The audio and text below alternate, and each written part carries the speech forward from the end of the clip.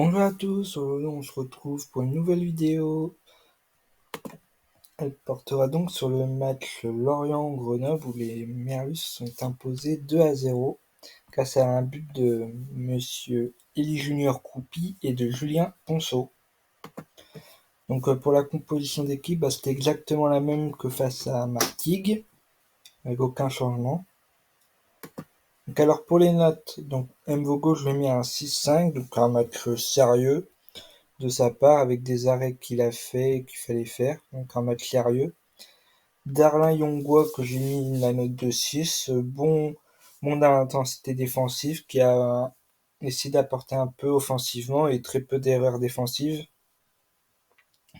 Donc Formose Mendy une première mi-temps avec des erreurs, dont une qui aurait pu en profiter au Grenoblois, mais avec une bonne interception de Mvogo.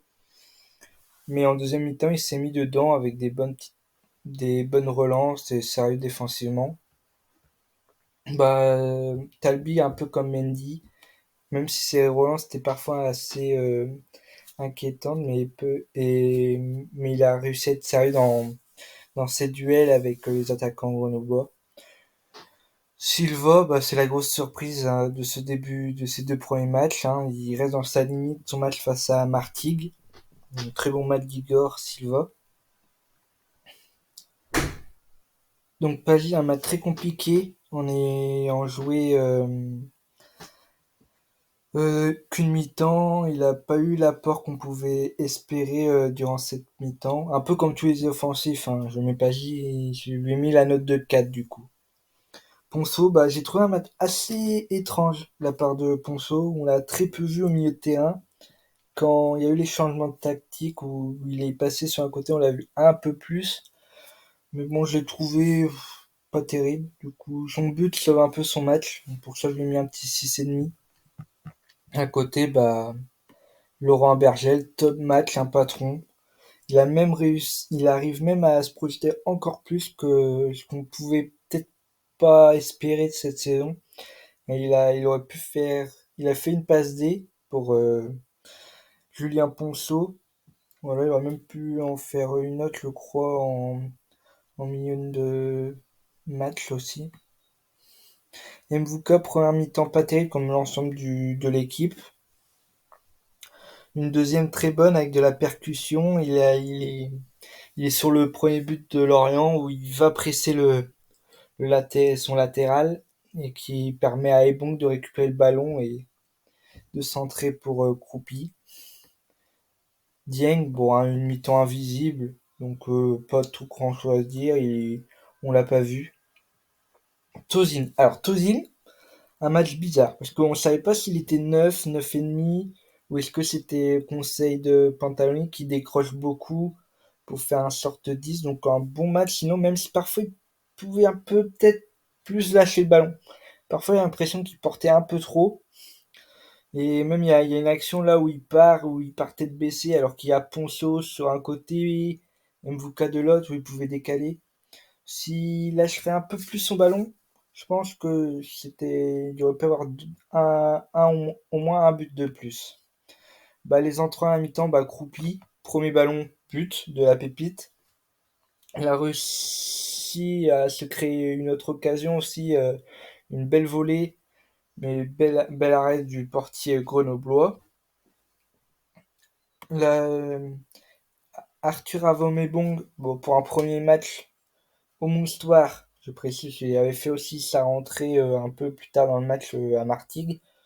Belle prestation, avec notamment une passe décisive pour Croupi sur son premier ballon qui touche dangereux, même si parfois il avait un peu les chevilles qui tremblaient, mais bon, ça c'est un peu normal pour un premier match en pro au Moustoir, pour un jeune du club.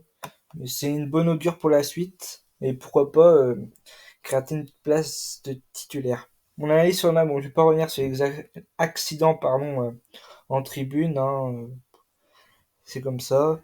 Mais si on parle que du match dans sa globalité, on avait perso l'impression que c'était un match bizarre à deux visages.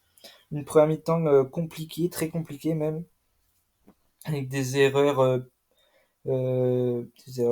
personnelles, comme Mendy, sa tête pas assez appuyée, ou des erreurs de passe ou de placement.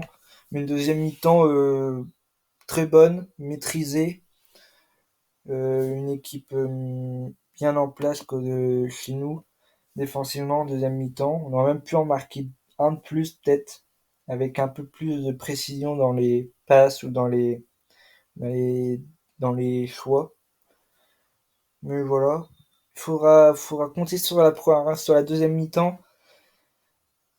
Et voilà, je trouve que c'était un très bonne deuxième mi-temps. Bon, très bonne, c'était trop haut, mais bonne deuxième mi-temps. Mais il faudra faire deux très bonnes mi-temps pour montrer qu'on a les grandes qualités. Sur le papier, on a les qualités, mais il faudra les mettre en diapason sur le terrain. Et voilà, bah merci de m'avoir regardé cette vidéo. J'espère qu'elle vous aura plu. Et je vais mettre en description un lien pour soutenir l'événement de la taverne qui, pour ceux qui savent pas, le jeudi de 29 août, ils seront au théâtre de Lorient. Donc pour ceux qui ne peuvent malheureusement pas aller, je vous mets en lien pour faire un petit don pour la taverne car ils le méritent. Voilà, sur ce, tchuss!